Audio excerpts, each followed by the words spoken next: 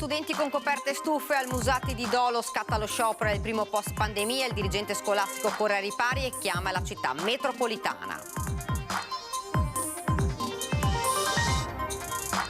La Cassazione annulla la condanna in primo grado a 5 anni del quindicenne che accoltellò 23 volte Marta Novello a Mogliano, il processo da rifare, rabbia in paese, legali della famiglia sorpresi.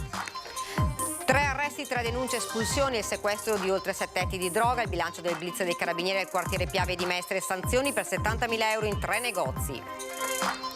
A Chioggia è stato sconcerto il raid vandalico che ha danneggiato i campi di beach tennis e per migliaia di euro diverse le attestazioni di solidarietà. Crociere sostenibili a Venezia, si lavora in perdita per costruire le infrastrutture necessarie in vista però di raggiungere il milione di viaggiatori dal 2027. L'unità di crisi aziendali di Veneto Lavoro traccia un bilancio dei suoi primi 10 anni di attività. L'appello al governo: difendere i settori strategici dell'economia. In arrivo 9 luminari natalizi in Viale San Marco, Tevere, Olivia, Mestre e via Bottenigo a Marghera, speso lo stesso budget dello scorso anno, ecco come, così l'assessore Paola Amaro.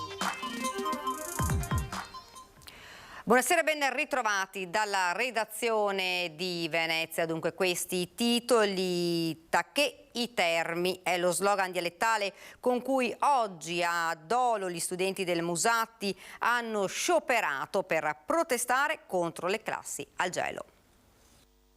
Abbiamo fatto questi cartelloni perché veramente in questa scuola non si può più vivere. C'è cose che cadono a terra, acqua che entra in tubature, adesso che fa un freddo, no veramente. Abbiamo le coperte. Tacché i Termi, slogan con cui gli studenti dell'alberghiere grafica Musatti di Dolo dalle 8 di questa mattina hanno scioperato per il troppo freddo in classe. Sono rappresentante di quarta A, la mia classe sciopera perché a scuola non abbiamo le temperature adatte per stare in classe. Sono della classe quinta D e da noi il riscaldamento è spento tutta la settimana. Tacché i Termi, qualcuno si porta pure la stufetta da casa, studenti costretti da tempo a fare lezione non soltanto con guanti, cappelli, sciarponi, ma addirittura con coperte, come questa studentessa ripresa durante l'appello con il telefonino tra le risate dei suoi compagni alle 8:01, abbarbicata al termosifone e avvolta dalla testa e i piedi dalla trapunta.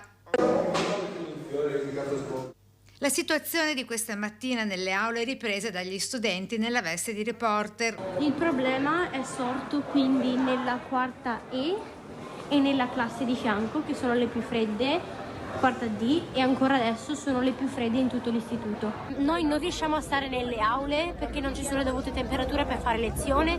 Le aule sono piene di spifferi, di aria fredda. Termosifoni spenti o che non vanno, con classi con temperature siberiane o all'opposto quasi tropicali, ma soltanto fino alle 10, sebbene siano complessivamente 850 gli studenti, compresi quelli delle serali.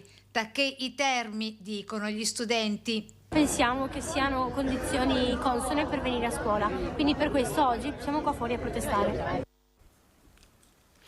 Giusto lo sciopero dei ragazzi, così facendo hanno tutelato pure la salute dei professori. Così Enrico Santini, il dirigente scolastico dell'Istituto Musatti, dove questa mattina i ragazzi hanno protestato, come avete sentito, per il gelo nelle classi.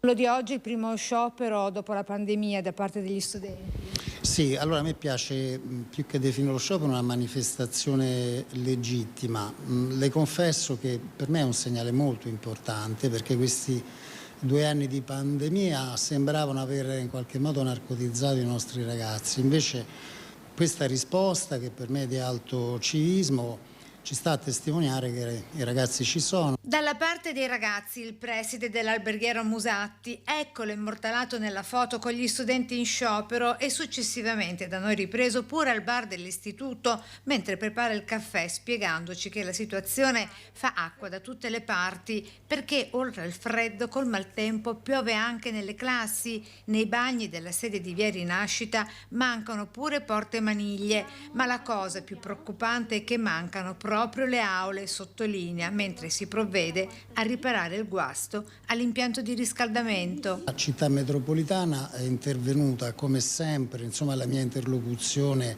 con questo ente è positiva, è intervenuta immediatamente per risolvere il problema. Annullata con rinvio dalla Suprema Corte la condanna a 5 anni al minorenne che a marzo 2021 accoltellò Marta Novello, processo da rifare in Corte d'Appello dopo l'accoglimento del ricorso del suo difensore, sorpreso l'avvocato della famiglia di Marta. La Cassazione ha annullato con rinvio la sentenza di condanna a 5 anni di reclusione nei confronti del sedicenne che nel marzo del 2021 aggredì a Marocco di Mogliano la studentessa Marta Novello colpendola con 23 coltellate. Il processo in Corte d'Appello andrà quindi ripetuto di fronte a una sezione diversa da quella che si è già espressa e tenendo conto dei principi di diritto a cui dovrà ora attenersi il giudice del rinvio. Principi che si potranno leggere solo quando saranno rese note le motivazioni della decisione adottata accogliendo uno dei motivi di ricorso del difensore del minorenne, l'avvocato Matteo Scussat. Posso dire che ho sollevato delle criticità della sentenza in punto di accertamento dell'imputabilità, cioè della capacità di intendere e di volere, e di verifica di presupposti per la sospensione del processo con la messa alla prova. Non è dato per ora sapere su quale di questi aspetti si sia concentrata l'attenzione della Suprema Corte e quali potrebbero essere le conseguenze a livello processuale, se marginali o di sostanza. Il giovane, rilasciato ad agosto per un errore burocratico, una mancata notifica, nel frattempo si sarebbe trasferito all'estero, a Londra. Su questo preferisco non commentare, non dire nulla, ecco. Ripeto, dei doveri di riservatezza e di segretezza, per cui perdonatemi, ma l'interesse del mio assistito è prevalente su tutto.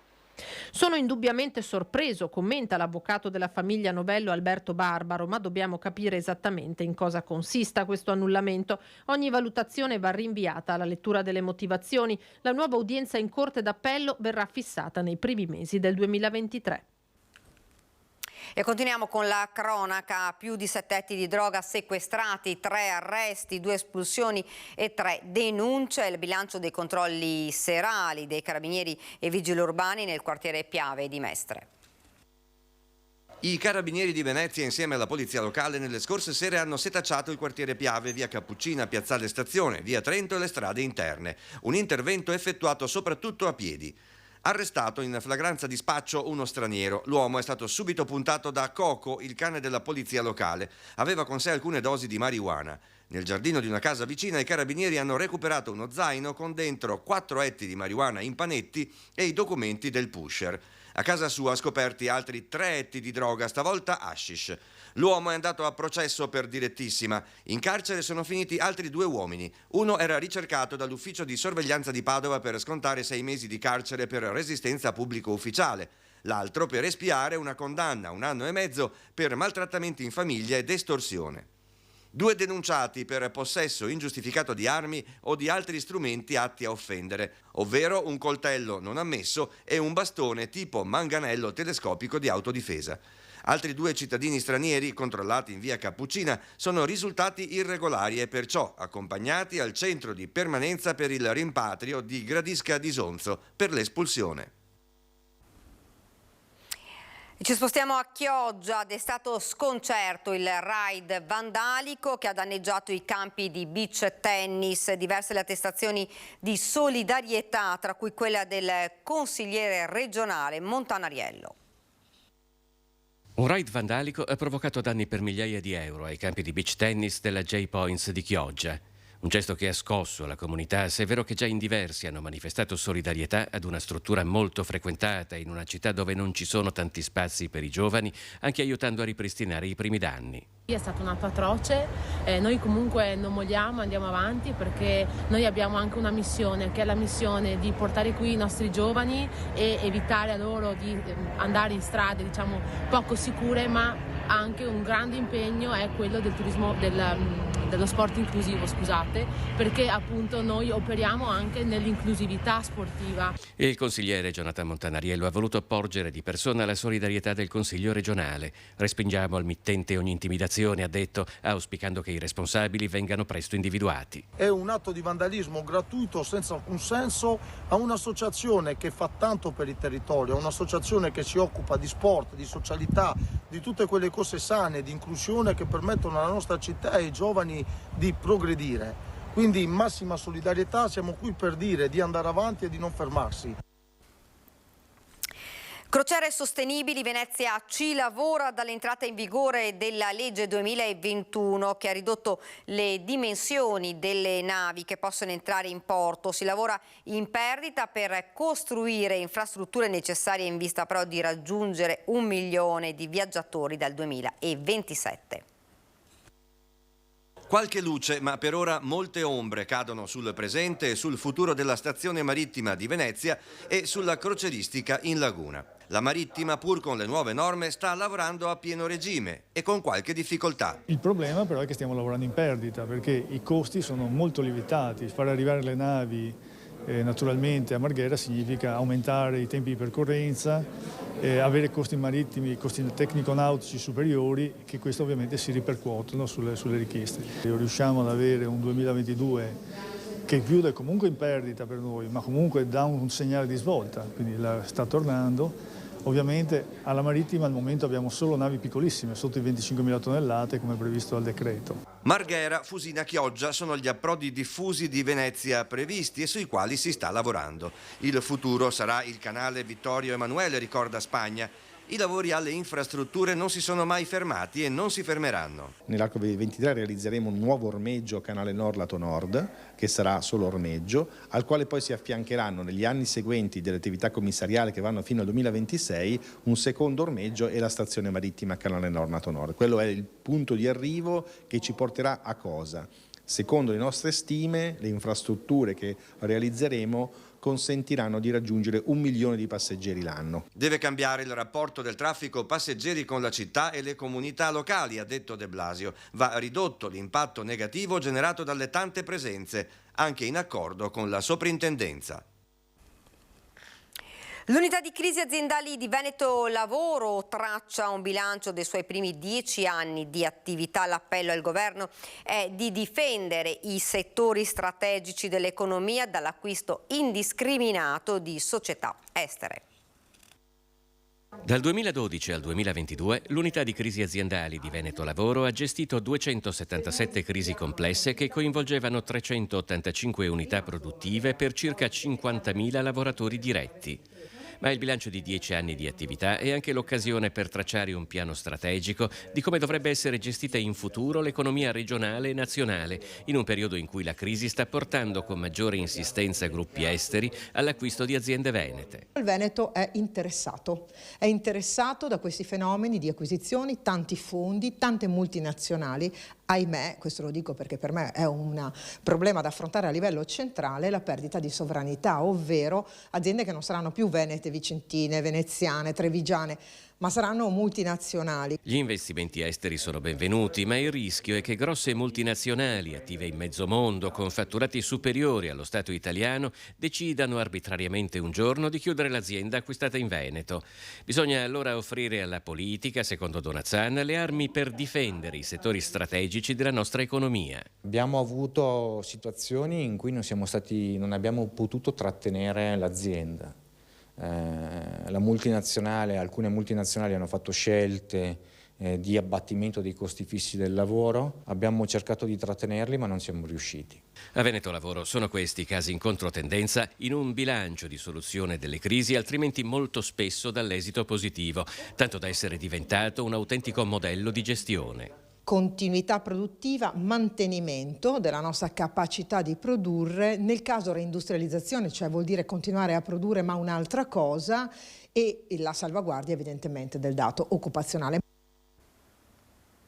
Ed ora parliamo invece delle nuove luminarie natalizie in arrivo in settimana tra le vie di Mestre e di Marghera. In settimana in terraferma il posizionamento di nuove luminarie natalizie, a dirlo l'assessore comunale Paola Mar. Si lavorerà sul concludere quel pezzettino di Viale San Marco che è stato richiesto, poi dobbiamo mettere qualcosa in più sicuramente in Via Olivi, ci sarà qualcosa prima di Via Tevere, e dovremo fare dell'integrazione in via Botteniga a Marghera. Sarà una Mestre ancora più illuminata grazie alle tante richieste supplettive dei commercianti a tutela e garanzia di una maggiore pubblica sicurezza e certamente per la gioia dei piccini. Questo è quello che possiamo fare quest'anno. È ovvio che le richieste sarebbero enormi, dobbiamo pensare però che questo è veramente un anno particolare sia a livello di bollette sia a livello di consumi. Abbiamo comunque voluto mantenere l'idea delle luminarie in città con uno sforzo ancora di più degli anni precedenti, però spegnendole prima e riducendo il periodo di accensione abbiamo avuto lo stesso impegno di spesa. Ed è davvero tutto da Venezia, vi lascio alle nostre previsioni del tempo. Grazie davvero per averci seguito e buona serata.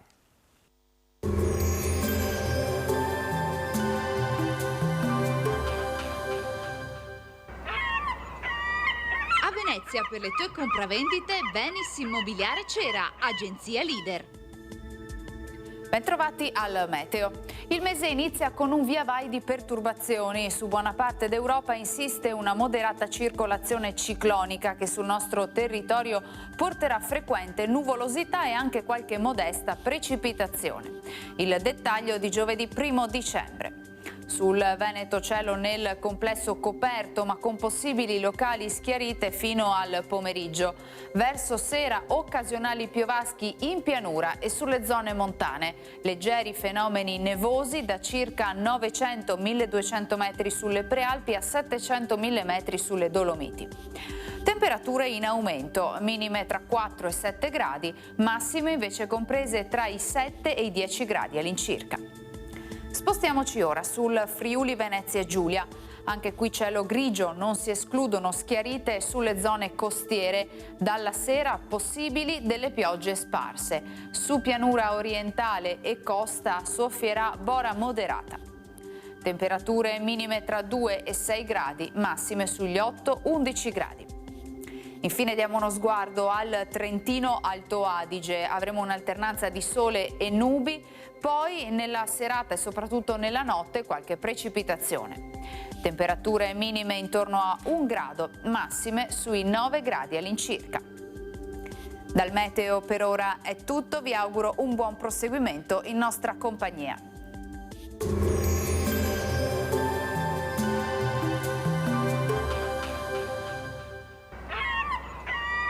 A Venezia per le tue compravendite Venis Immobiliare Cera, agenzia leader.